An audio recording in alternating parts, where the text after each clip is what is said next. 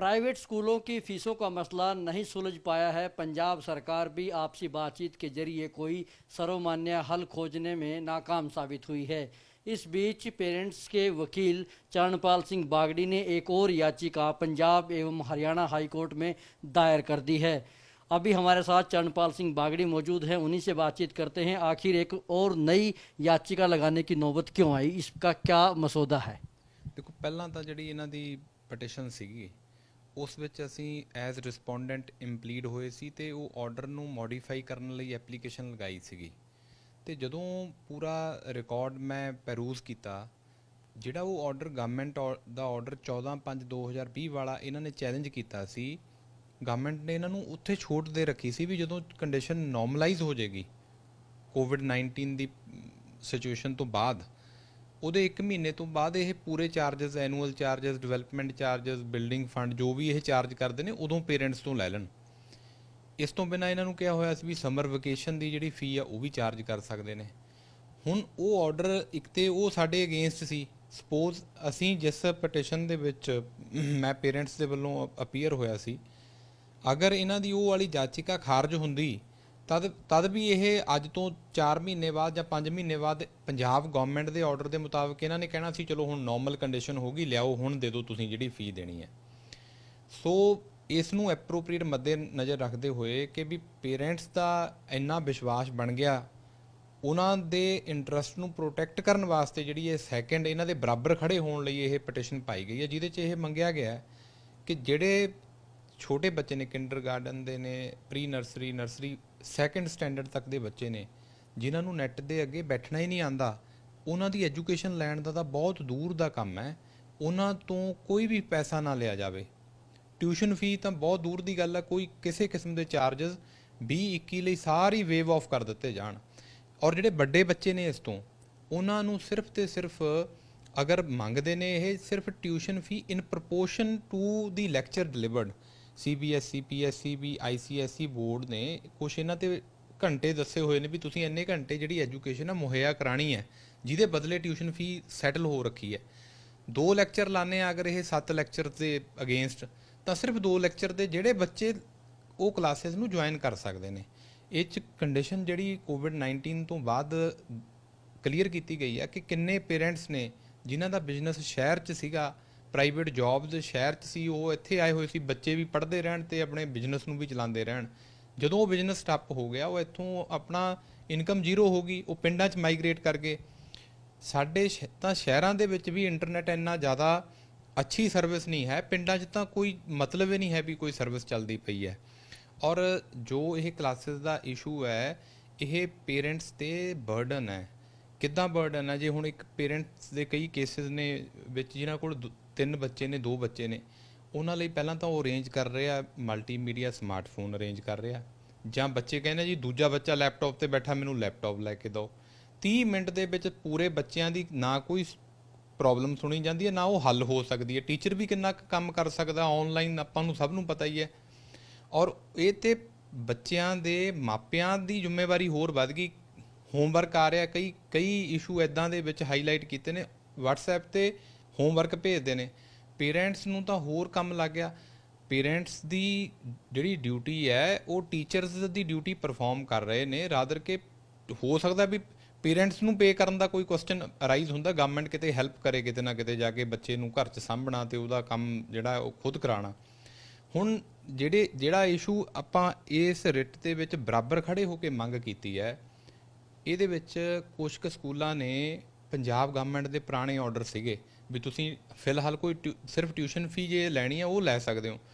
ਇਹਨਾਂ ਨੇ ਕਈ ਸਕੂਲਾਂ ਨੇ ਟਿਊਸ਼ਨ ਫੀ ਤੋਂ ਬਿਨਾਂ ਪੂਰੇ ਚਾਰਜਸ ਲਾਏ ਹੋਏ ਆ, 25,000 50,000 ਰੁਪਇਆ ਲੋਕਾਂ ਦੇ ਪੇਰੈਂਟਸ ਨੂੰ ਡਰਾ ਕੇ ਇਹ ਕਰਕੇ ਤੁਹਾਡੇ ਬੱਚੇ ਦਾ ਨਾਂ ਕੱਟ ਦਿਆਂਗੇ, ਇੰਨੀ ਤਰੀਕ ਤੱਕ ਭਰ ਦਿਓ। ਉਹ ਮੰਗਿਆ ਵੀ ਜਿਨ੍ਹਾਂ ਸਕੂਲਾਂ ਨੇ ਉਹ ਵਾਲੀ ਫੀਸ ਲੈ ਲਈ ਹੈ ਬੱਚਿਆਂ ਦੇ ਪੇਰੈਂਟਸ ਤੋਂ, ਉਹ ਵਾਪਸ ਕੀਤੀ ਜਾਵੇ। ਔਰ ਉਹਨਾਂ ਨੇ ਆਰਡਰ ਵਾਇਲੇਟ ਕੀਤਾ। ਆਰਡਰ 'ਚ ਕਿਹਾ ਗਿਆ ਜਿਹੜਾ ਕੋਈ ਵਾਇਲੇਟ ਕਰੂਗਾ ਉਹਦੀ NOC ਕੈਂਸਲ ਕਰਾਂਗੇ, ਅਸੀਂ ਉਸ ਦਾ रिकग्निशन कैंसिल करके बोर्ड तो एफिलिएशन कैंसिल करावांगे। तो क्यों की जो दूसरी याचिका है वो स्कूलों के ऊपर कार्रवाई करने को लेकर है? नहीं, कार्रवाई करने ਲਈ ਵੀ ਹੈ ਤੇ ਉਹਨਾਂ ਤੇ ਰਿਸਟ੍ਰਿਕਸ਼ਨ ਕਰਨ ਲਈ ਹੈ, ਕਿਉਂਕਿ ਜਿਹੜਾ ਸਕੂਲ ਹੈ ਨਾ ਇਹ ਕੋਈ ਬਿਜ਼ਨਸ ਨਹੀਂਗਾ, ਇਹ ਮੈਂ ਨਹੀਂ ਕਹਿੰਦਾ, ਇਹ ਸਾਡਾ ਸੰਵਿਧਾਨ ਕਹਿੰਦਾ, ਕਨਸਟੀਟਿਊਸ਼ਨ ਕਹਿੰਦਾ, ਔਰ ਐਕਟ ਜੋ ਉਸ ਤੋਂ ਬਾਅਦ ਬਣੇ ਨੇ, the right to free and compulsory, the children's right to free and compulsory education act ਬਣਿਆ 2009 'ਚ। ਉਹਦੇ 'ਚ ਸਕੂਲ ਦੀ ਡੈਫੀਨੇਸ਼ਨ ਦੇ ਵਿੱਚ ਪ੍ਰਾਈਵੇਟ ਅਨਏਡਡ ਸਕੂਲ ਵੀ ਇਨਕਲੂਡਡ ਨੇ। ਇਹ ਵੀ ਬੜਾ ਇੰਟਰਸਟਿੰਗ ਹੈ। 6 ਤੋਂ ਲੈ ਕੇ 14 ਸਾਲ ਦੇ ਬੱਚੇ ਦੀ ਜਦੋਂ ਅਸੀਂ ਗੱਲ ਕਰਦੇ ਹਾਂ, ਫੰਡਾਮੈਂਟਲ ਰਾਈਟ ਦੀ ਗੱਲ ਕਰਦੇ ਹਾਂ, 2002 ਦੇ ਵਿੱਚ ਇਹ ਸਾਡੇ ਕਨਸਟੀਟਿਊਸ਼ਨ 'ਚ has been inserted in Indian constitution. Right to education fundamental right 2002 'ਚ ਬਣ ਗਿਆ। ਹੁਣ ਤੱਕ ਪੂਰੇ ਆਪਣੇ ਵਰਲਡ ਦੇ ਵਿੱਚ 135 ਕੰਟਰੀ ਸੀਗੇ ਜਿਨ੍ਹਾਂ ਦੇ ਵਿੱਚ right to education free and compulsory education fundamental right ਸੀ। ਅੱਜ ਅਸੀਂ ਵੀ ਉਸੇ ਕੈਟਾਗਰੀ 'ਚ ਖੜੇ ਹੋਏ ਹਾਂ। ਹੁਣ ਕੁਐਸਚਨ ਇਹ ਹੈ, ਸਕੂਲ ਜਿੱਥੇ ਤੱਕ ਜਿਹੜੇ ਚਾਰਜਸ ਨੇ ਹੁਣ ਤੱਕ ਤਾਂ ਪੇਰੈਂਟਸ ਦਿੰਦੇ ਰਹੇ, ਜਿੱਦਾਂ ਮਰਜ਼ੀ ਕੋਈ। ਹੁਣ ਜਦੋਂ ਬਿਜ਼ਨਸ ਠੱਪ ਹੋ ਗਏ, ਸੁਪਰੀਮ ਕੋਰਟ ਨੇ ਇੱਕ ਕੇਸ 'ਚ ਕਹਿਤਾ ਜਿੱਥੇ ਮਿਨਿਸਟਰੀ ਆਫ ਹੋਮ ਅਫੇਅਰਸ, ਆਪਣਾ ਗਵਰਨਮੈਂਟ ਆਫ ਇੰਡੀਆ ਦਾ ਆਰਡਰ ਸੀ ਵੀ ਜਿਹੜੀਆਂ ਪ੍ਰਾਈਵੇਟ ਆਰਗੇਨਾਈਜੇਸ਼ਨਸ ਨੇ ਉਹ ਪੇ ਕਰਦੀਆਂ ਰਹਿਣਗੀਆਂ, ਵੇਜਸ ਮਿਨੀਮਮ ਵੇਜਸ ਵੀ ਪੇ ਕਰਨਗੀਆਂ ਆਪਣੇ EMPLOYEES 'ਤੇ। ਉਹ ਜਿਹੜੀਆਂ ਮਤਲਬ ਇੰਡਸਟਰੀਜ਼ ਯੂਨਿਟ ਸੀ, ਉਹਨਾਂ ਨੇ ਅਪਰੋਚ ਕੀਤਾ ਕਿ ਜਦੋਂ ਇੰਡਸਟਰੀ ਚੱਲ ਨਹੀਂ ਰਹੀ ਅਸੀਂ ਕਿੱਥੋਂ ਵੇਜਸ ਪੇ ਕਰੀਏ। ਔਰ ਸੁਪਰੀਮ ਕੋਰਟ ਨੇ ਉਹ 'ਤੇ ਵੀ ਸਟੇ ਕੀਤੀ ਹੋਈ ਹੈ ਵੀ no coercive action would be taken against, ਜਦੋਂ ਇਹ ਕੰਮੇ ਨਹੀਂ ਇਹਨਾਂ ਦਾ ਚੱਲ ਰਿਹਾ ਕਿੱਥੋਂ ਪੇ ਕਰਨ। ਕਿੰਨੇ ਪੇਰੈਂਟਸ ਸੀਗੇ ਜਿਹੜੇ ਉਹਨਾਂ ਇੰਸਟੀਟਿਊਸ਼ਨਸ, ਉਹਨਾਂ ਪ੍ਰਾਈਵੇਟ ਕੰਪਨੀਜ਼ ਦੇ ਵਿੱਚ ਕੰਮ ਕਰਦੇ ਸੀ। ਇੱਕ ਬਿਜ਼ਨਸ ਚੱਲ ਰਿਹਾ ਪੂਰੀ COVID-19 ਦੇ ਵਿੱਚ ਸਿਰਫ ਤੇ ਸਿਰਫ ਸਕੂਲਾਂ ਦਾ, ਜਿਹੜਾ ਇਹਨਾਂ ਨੇ ਬਣਾਇਆ। ਹਾਲਾਂਕਿ ਬਿਜ਼ਨਸ ਨਹੀਂ ਹੈ ਇਹ ਤਾਂ ਇੱਕ ਨਾਨ ਪ੍ਰੋਫਿਟਰਿੰਗ ਆਰਗੇਨਾਈਜੇਸ਼ਨਸ ਨੇ। ਇਹ ਕੋਈ ਮਤਲਬ ਇਹ ਨਹੀਂ, ਤੁਸੀਂ ਜਦੋਂ ਵੀ ਕੋਈ ਕਲੋਨੀ ਪਾਸ ਹੁੰਦੀ ਹੈ, ਸਕੂਲ ਲਈ ਜਗ੍ਹਾ ਰਿਜ਼ਰਵ ਕੀਤੀ ਜਾਂਦੀ ਹੈ, ਇਹਨਾਂ ਨੂੰ ਕੰਸੈਸ਼ਨਲ ਰੇਟ 'ਤੇ ਪ੍ਰੋਵਾਈਡ ਕੀਤਾ ਜਾਂਦਾ। ਇਹ ਕੇਸ ਪੂਰਾ ਮੇਰੇ ਕੋਲ ਕੇਸ ਪਿਆ ਹੋਇਆ ਇਹਨਾਂ ਦਾ। ਇਹ ਕੇਸ ਨਹੀਂ ਕਿ ਬੱਚਿਆਂ ਦੇ ਪੇਰੈਂਟਸ ਨੂੰ ਗਵਰਨਮੈਂਟ 5000 ਰੁਪਇਆ ਮਹੀਨਾ ਦਿੰਦੀ ਹੈ ਵੀ ਤੁਸੀਂ ਬੱਚੇ ਪੜ੍ਹਾਓ, ਪੇਰੈਂਟਸ ਉਹ 5000 ਰੁਪਇਆ ਆਪ ਸਾਨੂੰ ਦੇਣ ਦੀ ਬਜਾਏ ਆਪਣੇ ਕੋਲ ਰੱਖਿਆ ਹੋਇਆ। ਇਹ ਤਾਂ ਕੇਸ ਹੀ ਨਹੀਂ ਗਾ ਇਹਨਾਂ ਦਾ। ਜੇ ਮਤਲਬ ਪੈਸਾ ਆਣਾ ਹਰ ਇੱਕ ਕੋਲ ਆਣਾ ਬੰਦ ਹੋ ਗਿਆ, ਬਿਜ਼ਨਸ ਸਟਾਪ ਹੋ ਗਏ, ਤਾਂ ਪੇਰੈਂਟਸ ਵੀ ਤਾਂ ਉਸੇ ਲੌਬੀ ਦਾ ਪਾਰਟ ਨੇ। ਪੇਰੈਂਟਸ ਕਿਹੜਾ ਕੋਈ ਐਕਸੈਪਸ਼ਨਲ ਨੇ। ਸੋ ਇਹ ਜਿਹੜਾ annual charges, development charges, school ਬੰਦ ਨੇ, ਪੂਰਾ ਪ੍ਰੈਮਿਸਿਸ ਬੰਦ ਆ, AC ਬੰਦ ਆ, ਪੱਖੇ ਬੰਦ ਨੇ, ਲਾਈਟਾਂ ਬੰਦ ਨੇ, ਟੀਚਰਸ ਨੇ ਕੁਛ ਕੁ ਜਿਹੜੇ ਘਰ ਬੈਠੇ ਹੋਏ ਨੇ। ਬੱਚਿਆਂ ਦੇ ਪੇਰੈਂਟਸ ਨੂੰ ਟੀਚਰ ਨੂੰ ਪੇ ਕਰਨ ਵਾਸਤੇ ਕੋਈ ਦੋ ਚਿੱਤੀ ਨਹੀਂ, ਔਰ ਉਹ ਕਹਿੰਦੇ ਅਸੀਂ ਪੇ ਕਰਾਂਗੇ ਟੀਚਰਸ ਦੇ ਨਾਂ 'ਤੇ। ਜਿਹੜਾ ਇਹ ਹੁਣ ਮੈਂ ਇਹਦੇ 'ਚ ਇੰਸਟਾਂਸ ਦਿੰਦਾ, ਮੋਹਾਲੀ ਦੇ ਸਕੂਲ ਨੇ ਬੇਸਿਕਲੀ 2000 ਮਿਨੀਮਮ ਬੱਚਾ, 1800 ਤੋਂ 2000 ਰੁਪਏ ਬੱਚਾ, ਔਰ ਇਹਨਾਂ ਦੇ ਸਿਰਫ ਟਿਊਸ਼ਨ ਫੀ ਐਨੂਅਲ ਚਾਰਜਸ ਤੋਂ ਬਿਨਾਂ 5 ਤੋਂ ਲੈ ਕੇ 6500 ਰੁਪਏ ਤੱਕ ਹੈ। 5000 ਤੋਂ 6500 ਰੁਪਏ ਤੱਕ, 1 ਕਰੋੜ ਤੋਂ ਜ਼ਿਆਦਾ ਬਣ ਗਿਆ। ਇਹਨਾਂ ਤੋਂ ਮੰਗਿਆ ਵੀ ਤੁਸੀਂ ਐਟਲੀਸਟ ਦਿਖਾਓ ਤਾਂ ਸਹੀ ਵੀ ਤੁਸੀਂ ਟੀਚਰ ਰੱਖੇ ਕਿੰਨੇ ਹੋਏ ਨੇ। ਤੁਸੀਂ ਮਾਰਚ 'ਚ ਕਹਿੰਦੇ ਅਸੀਂ ਸੈਲਰੀਆਂ ਦੇ ਰਹੇ ਹਾਂ, ਮਾਰਚ 'ਚ ਕੋਈ ਸੈਲਰੀ ਦਿੱਤੀ, ਅਪ੍ਰੈਲ 2020 'ਚ ਕੋਈ ਸੈਲਰੀ ਦਿੱਤੀ, ਮਈ 'ਚ ਕਿੰਨੀ ਤੁਸੀਂ ਸੈਲਰੀ ਦਿੱਤੀ ਹੈ, ਕਿੰਨੇ ਤੁਸੀਂ ਘਰ ਨੂੰ ਤੋਰਤੇ ਨੇ ਉਹਨਾਂ ਦੀਆਂ ਜੌਬਸ ਛੱਡ ਕੇ। ਟੀਚਰਸ ਦੀਆਂ ਐਫੀਡੈਵਿਟ ਆ ਰਹੇ ਨੇ ਹੁਣ ਮੇਰੇ ਕੋਲ, ਟੀਚਰਸ ਨੂੰ ਕਾਗਜ਼ਾਂ 'ਚ ਦਿਖਾਉਂਦੇ ਨੇ 25000 ਸੈਲਰੀ, ਉਹਨੂੰ ਕਹਿੰਦੇ ਵੀ 7000 ਰੱਖ ਲਾ, ਬਾਕੀ ਬਲੈਕ 'ਚ ਸਾਨੂੰ ਵਾਪਸ ਕਰ ਦੇ। ਇਹ ਤਾਂ ਬਿਜ਼ਨਸ ਚੱਲ ਰਿਹਾ ਬਹੁਤ ਵੱਡਾ ਸਕੂਲਾਂ ਦੇ ਨਾਂ 'ਤੇ, ਜਿਹੜਾ कि एक चैरिटेबल इंस्टीट्यूशन है। पंजाब सरकार जो एक नेगोशिएशन पे आई थी तो वो क्यों सिरे नहीं चढ़ पाई, और अब शुक्रवार को सुनवाई होनी है, तो क्या अब कोर्ट से ही मसला हल होगा? ऑब्वियसली कोर्ट तो ही हल होना, क्योंकि नैगोशिएशन जी हुई सी, साडा स्टैंड बड़ा क्लीयर तो जैਨੂਅਨ सी कि ये इशू ने, बट इन्होंने नहीं उस गल नूं एक्सैप्ट किया जो पेरेंट्स वालों रखा गया सी पक्ष। कोर्ट ने ही डिसाइड करना, कोर्ट 'ਚ ਇਹ गए ने। ਹੁਣ ਕੋਰਟ 'ਚ ਅਸੀਂ ਸੈਕੰਡ ਜਦੋਂ ਪੂਰਾ ਮੇਰੇ ਕੋਲੇ ਮੈਂ ਪੂਰਾ ਗੋ ਥਰੂ ਕੀਤਾ ਇੰਟਾਇਰ ਪ੍ਰੋਵੀਜ਼ਨਸ ਜਿਹੜੀਆਂ ਸੀਗੀਆਂ ਲਾਅ, ਤੇ ਮੈਂ ਦੇਖਿਆ ਇਹ ਤਾਂ ਪੇਰੈਂਟਸ ਦੇ ਫੇਵਰ 'ਚ ਬਹੁਤ ਕੁਛ ਹੈ, ਔਰ ਪੇਰੈਂਟਸ ਦੇ ਫੇਵਰ ਲਈ ਕੋਰਟ 'ਚ ਬਰਾਬਰ ਖੜੇ ਹੋਏ ਆ ਅੱਜ ਦੀ ਡੇਟ 'ਚ। ਇਹ ਜਿਹੜੀ ਮੇਰੀ ਪਟੀਸ਼ਨ ਹੈ ਇਹਦੇ ਵਿੱਚ ਮੈਂ 12 ਤੋਂ 13 ਪੁਆਇੰਟ ਇਹ ਮੰਗੇ ਨੇ। ਮੈਂ ਤੁਹਾਨੂੰ ਹੋਰ ਵੀ ਕਲੀਅਰ ਕਰ ਦਿੰਦਾ ਹੋਰ ਕੀ ਮੰਗਿਆ, ਕਿ ਕਿਸੇ ਵੀ ਬੱਚੇ ਦਾ ਰਾਈਟ, ਕਿਸੇ ਵੀ ਬੱਚੇ ਦਾ ਨਾਂ ਸਟਰਕ ਆਫ ਨਾ ਕੀਤਾ ਜਾਵੇ, ਨਾਂ ਨਾ ਕੱਟਿਆ ਜਾਵੇ। ਅਗਰ ਕੋਈ ਬੱਚਾ ਆਨਲਾਈਨ ਐਜੂਕੇਸ਼ਨ ਲੈ ਰਿਹਾ, ਉਹਦੇ ਪੇਰੈਂਟਸ ਨੂੰ ਕੋਈ ਫਾਈਨੈਂਸ਼ੀਅਲ ਪ੍ਰੋਬਲਮ ਹੈ, ਉਹ ਟਿਊਸ਼ਨ ਫੀ ਜਾਂ ਜੋ ਵੀ ਕੋਰਟ ਸੈਟਲ ਕਰੇਗਾ, ਅਗਰ ਉਹ ਵੀ ਪੇ ਕਰਨ ਦੇ ਲਈ ਕੁਛ ਟਾਈਮ ਲਈ ਨਾਕਾਮਯਾਬ ਹੈ, ਤਾਂ ਵੀ ਉਹਨੂੰ ਆਨਲਾਈਨ ਕਲਾਸਿਸ ਜਿਹੜਾ ਰਾਈਟ ਟੂ ਐਜੂਕੇਸ਼ਨ ਹੈ ਉਹ ਤੋਂ ਵਾਂਝਾ ਨਾ ਰੱਖਿਆ ਜਾਵੇ। ਉਹ ਜਿਨ੍ਹਾਂ ਨੂੰ ਕਲਾਸਿਸ ਲਗਾਉਣ ਦੇ ਵਿੱਚ ਕੋਰਟ ਐਪਰੋਪਰੀਏਟ ਕਰੇਗੀ ਵੀ ਕਿਸੇ ਏਜ ਤੋਂ ਲੈ ਕੇ ਬੱਚੇ, ਕਿਉਂਕਿ ਜਦੋਂ ਅਸੀਂ ਬੈਠਦੇ ਆ ਆਨਲਾਈਨ। ਇੱਕ ਪਾਸੇ ਤਾਂ ਆਰਗੇਨਾਈਜੇਸ਼ਨਸ ਜਿਹੜੀਆਂ ਇੰਟਰਨੈਸ਼ਨਲ ਆਰਗੇਨਾਈਜੇਸ਼ਨਸ ਦੀਆਂ ਗਾਈਡਲਾਈਨਸ ਨੇ ਕਿ ਤੁਸੀਂ ਟੀਵੀ ਦੇ ਅੱਗੇ ਨਹੀਂ ਬਹਿਣਾ, ਲੈਪਟਾਪ ਦੇ ਅੱਗੇ ਨਹੀਂ ਬਹਿਣਾ, ਮਲਟੀਮੀਡੀਆ ਫੋਨ ਨਹੀਂ ਯੂਜ਼ ਕਰਨੇ ਕਿਉਂਕਿ ਇਹਨਾਂ ਦਾ ਐਡਵਰਸ ਇੰਪੈਕਟ ਜਿਹੜਾ ਹੈਗਾ ਪੈਂਦਾ। ਉਹ ਕੰਸੀਡਰ ਕਰਨ ਤੋਂ ਬਾਅਦ ਵੀ ਅਗਰ ਕੋਈ ਪੇਰੈਂਟਸ ਕੋਲ ਫਿਰ ਵੀ ਕੋਈ ਫੰਡ ਜਾਂ ਪੈਸਾ ਹੈ ਨਹੀਂ, ਬੱਚਿਆਂ ਦਾ ਰਾਈਟ ਟੂ ਐਜੂਕੇਸ਼ਨ ਜਿਹੜਾ ਉਹ ਵਾਇਲੇਟ ਨਹੀਂ ਹੋ ਸਕਦਾ, ਨਾ ਇਹ ਕਰ ਸਕਦੇ ਨੇ।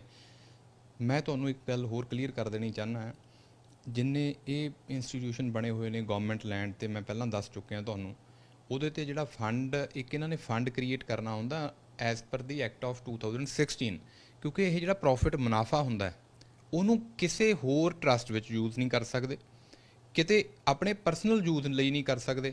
But I came to know that they are using for ਜਿਹੜਾ ਟਰਸਟੀ ਮੈਂਬਰਸ ਨੂੰ ਲੋਨ ਦੇ ਨੇ, ਪਰਸਨਲ ਲੋਨ, ਔਰ ਉਹ 'ਚ ਵੀ ਕੋਈ ਪ੍ਰੋਵੀਜ਼ਨ ਹੈ ਕਿਤੇ ਕਿ ਵੀ ਉਹ ਲੋਨ ਜੇ ਨਹੀਂ ਦੇ ਪਾਊਗਾ ਤਾਂ ਕੋਈ ਵਿਦਆਊਟ ਇੰਟਰਸਟ ਪੈਸਾ ਕਿੱਦਾਂ ਜਿਹੜਾ ਉਹ ਮਿਸਯੂਜ਼ ਹੁੰਦਾ ਹੈ, ਕਿਉਂਕਿ ਐਕਟ ਦੇ ਕਾਨੂੰਨ ਤੋਂ ਨੂੰ ਮਿਸਯੂਜ਼ ਕਰਨਾ ਹੀ ਆਪਣੇ ਆਪ ਦੇ ਵਿੱਚ ਇੱਕ ਬੜਾ ਗੁਨਾਹ ਹੈ। ਉਹ ਜਿਹੜਾ fund reserve it's the unaided school fund under section 9(1), ਉਹ ਜਿਹੜਾ ਫੰਡ ਹੈ 10 ਸੈਕਸ਼ਨ 10 ਸਬ ਕਲੌਜ਼ 3 ਕਹਿੰਦਾ ਕਿ ਉਹ ਜਦੋਂ ਲੋੜ ਪਵੇ ਬੱਚਿਆਂ ਦੇ ਵੈਲਫੇਅਰ ਲਈ ਯੂਜ਼ ਕੀਤਾ ਜਾ ਸਕਦਾ। ਹੁਣ ਉਹ ਫੰਡ ਕਿੰਨੇ ਕਰੋੜਾਂ ਦਾ ਫੰਡ ਪਿਆ, ਜਿੱਡਾ ਵੱਡਾ ਸਕੂਲ ਆ ਉਨਾ ਜ਼ਿਆਦਾ ਫੰਡ ਹੈ।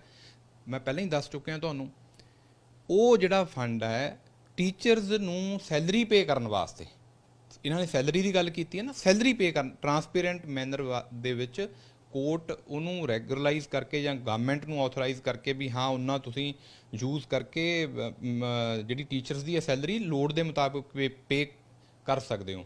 ਔਰ ਜਿੱਥੋਂ ਤੱਕ ਜਦੋਂ ਡਿਊਰਿੰਗ ਕੋਰਸ ਆਫ ਨੈਗੋਸ਼ੀਏਸ਼ਨ ਬਹੁਤ ਜ਼ਿਆਦਾ ਜਿਹੜੀਆਂ ਗੱਲਾਂ ਨੇ ਉਹ ਮੰਤਰੀ ਸਾਹਿਬ ਨੂੰ ਵੀ ਪਤਾ ਸੀ, ਕਿਉਂਕਿ ਲੋਕਾਂ ਦੀਆਂ ਸ਼ਿਕਾਇਤਾਂ ਤਾਂ ਮੰਤਰੀ ਸਾਹਿਬ ਨੂੰ ਜਾਂਦੀਆਂ ਰਹੀਆਂ ਨਾ ਹੁਣ ਤੱਕ। ਜੋ 14/5/2020 ਵਾਲਾ ਆਰਡਰ ਹੈ, ਉਸ ਤੋਂ ਪਹਿਲਾਂ 8/4/2020 ਵਾਲਾ ਆਰਡਰ ਹੈ, ਉਸ ਤੋਂ ਪਹਿਲਾਂ 23/3/2020 ਵਾਲਾ ਆਰਡਰ ਹੈ। ਹਰ ਆਰਡਰ 'ਚ ਇਹ ਲਿਖਿਆ ਪੰਜਾਬ ਗਵਰਨਮੈਂਟ ਨੇ ਲੋਕਾਂ ਦੀਆਂ ਪ੍ਰਾਪਤ ਹੋਈਆਂ ਸ਼ਿਕਾਇਤਾਂ ਤੋਂ ਬਾਅਦ ਹੇਠ ਲਿਖੇ ਅਨੁਸਾਰ ਤੁਹਾਡੇ ਤੇ ਰਿਸਟ੍ਰਿਕਸ਼ਨਸ ਲਾਉਂਦੇ ਹਾਂ ਅਸੀਂ। ਇਹ ਕਿਸੇ ਤੋਂ ਡਰਦੇ ਨਹੀਂਗੇ, ਇਹਨਾਂ ਦਾ ਇੱਕ ਮੋਟਿਵ ਹੈ ਵੀ ਕਿੱਦਾਂ ਜਿਹੜਾ ਪੈਸਾ ਲੋਕਾਂ ਦੀ ਜੇਬ ਚੋਂ ਕੱਢ ਕੇ ਬੱਚਿਆਂ ਦੇ ਨਾਂ ਤੇ ਅਸੀਂ ਆਪਣੇ ਢਿੱਡ ਭਰ ਲਈਏ, ਜਿਹੜਾ ਕਿ ਨਾ ਕੋਰਟ, ਨਾ ਲਾਅ, ਨਾ ਕਨਸਟੀਟਿਊਸ਼ਨ ਪ੍ਰੋਵਾਈਡ ਕਰਦਾ। ਔਰ ਬਹੁਤ ਜ਼ਿਆਦਾ ਉਮੀਦ ਹੈ, ਜਿੱਦਾਂ ਕਿ ਹੁਣ ਪਟੀਸ਼ਨ ਦੇ ਵਿੱਚ ਅੱਗੇ ਮੈਂ ਇਹ ਕਹਿ ਰਿਹਾ ਵੀ ਜਦੋਂ ਹੈ ਹੀ ਚੈਰੀਟੇਬਲ ਇੰਸਟੀਟਿਊਸ਼ਨਸ ਨੇ ਇਹ, ਅਗਰ ਇਹਨਾਂ ਤੋਂ ਹੁਣ ਵੀ ਇੰਸਟੀਟਿਊਸ਼ਨ ਨਹੀਂ ਚੱਲਦੇ, ਗਵਰਨਮੈਂਟ ਉਹਨੂੰ ਟੇਕ ਓਵਰ ਕਰ ਲੇ, ਗਵਰਨਮੈਂਟ ਅੰਡਰਟੇਕ ਕਰਕੇ ਜਿਹੜਾ ਕੋਈ ਯੋਗ ਹੋਰ ਮੈਨੇਜਮੈਂਟ ਹੈ ਉਹ ਲੈ ਆਵੇ ਉਹਨਾਂ ਦੀ ਜਗ੍ਹਾ, ਜਾਂ ਖੁਦ ਚਲਾ ਲੇ। ਰਾਈਟ ਟੂ ਐਜੂਕੇਸ਼ਨ ਦਾ ਚੱਲਣਾ ਹੈ। ਇਹਨਾਂ ਦਾ ਇਹ ਕਹਿਣਾ ਜੀ ਅਸੀਂ ਐਜੂਕੇਸ਼ਨ ਦੇਣੀ ਬੰਦ ਕਰ ਦਿਆਂਗੇ, ਤੁਸੀਂ ਤਾਂ ਖੜੇ ਹੀ ਐਜੂਕੇਸ਼ਨ ਦੇਣ ਲਈ ਕੀਤੇ ਨੇ ਗਵਰਨਮੈਂਟ ਨੇ, ਤੁਹਾਨੂੰ ਤਾਂ ਰਿਲੈਕਸੇਸ਼ਨ ਇਹ ਪ੍ਰਾਈਵੇਟ ਅਨਏਡਡ ਸਕੂਲ ਨੂੰ ਇਹ ਗੱਲ ਸਮਝ ਲੈਣੀ ਚਾਹੀਦੀ ਹੈ। ਜਿਹੜਾ ਅਸੀਂ ਟੈਕਸ ਵੀ ਪੇ ਕਰਦੇ ਹਾਂ ਬੀਇੰਗ ਸਿਟੀਜ਼ਨ ਆਫ ਇੰਡੀਆ, ਕੋਈ ਤੁਸੀਂ ਕੋਈ ਆਪਣੇ ਘਰ ਦੇ ਲਈ ਇੱਕ ਕੋਈ ਮਾਚਿਸ ਵੀ ਲੈਣ ਜਾਂਦੇ ਹੋ ਨਾ, ਕੋਈ ਸਮੌਲ ਤੋਂ, ਉਹਦੇ ਤੇ ਟੈਕਸ ਲੱਗਦਾ, ਉਹ ਟੈਕਸ ਪੜ੍ਹਿਓ ਤੁਸੀਂ RTI 'ਚ ਲੈ ਕੇ, ਐਜੂਕੇਸ਼ਨ ਟੈਕਸ ਮੈਕਸੀਮਮ ਜਿਹੜਾ ਅਮਾਊਂਟ ਹੈ ਇੱਕ ਗਰੀਬ ਤੋਂ ਗਰੀਬ ਬੰਦਾ ਵੀ ਕੰਟਰੀਬਿਊਟ ਕਰ ਰਿਹਾ। 75% ਤੱਕ ਤੁਹਾਨੂੰ ਰਿਲੈਕਸੇਸ਼ਨ ਟੈਕਸ ਤੁਹਾਨੂੰ ਨਹੀਂ ਪੇ ਕਰਨਾ ਪੈ ਰਿਹਾ, ਤੁਸੀਂ ਤਾਂ ਪਰਕਸ ਇੰਜੋਏ ਕਰ ਰਹੇ ਹੋ। ਔਰ ਪੇਰੈਂਟਸ ਨੂੰ ਇਹ ਮੈਨੇਜਮੈਂਟ ਵਾਲੇ ਅੱਖਾਂ ਦਿਖਾ ਰਹੇ ਨੇ, ਜਿੱਦਾਂ ਮਤਲਬ ਜਦੋਂ ਨੈਗੋਸ਼ੀਏਸ਼ਨ ਵੀ ਹੋਈ ਉਦੋਂ ਵੀ। ਔਰ ਇਹ ਬੜੀ ਹੈਰਾਨੀਜਨਕ ਹੈ, ਇੱਕ ਜਿਹੜਾ ਬੰਦਾ ਹੈ ਹੀ ਐਜ਼ ਸਰਵੈਂਟ ਦੀ ਪੋਜੀਸ਼ਨ 'ਚ ਖੜਾ ਹੋਇਆ ਹੈ ਵੀ ਹਾਂ ਸਾਨੂੰ ਸਰਵਿਸਿਸ ਰੈਂਡਰ ਕਰਨੀ ਹੈ, ਅਸੀਂ ਪਬਲਿਕ ਸਰਵਿਸ ਹੈ ਇਹ, ਔਰ ਅੱਜ ਉਹ ਜਿਹੜੇ ਪੇਰੈਂਟਸ ਨੇ, ਜਿਹੜੇ ਮਾਲਕ ਨੇ, ਉਹਨਾਂ ਨੂੰ ਅੱਖਾਂ ਦਿਖਾ ਰਿਹਾ ਹੋਵੇ, ਇਹ ਬੜੀ ਸ਼ਰਮਨਾਕ ਗੱਲ ਹੈ।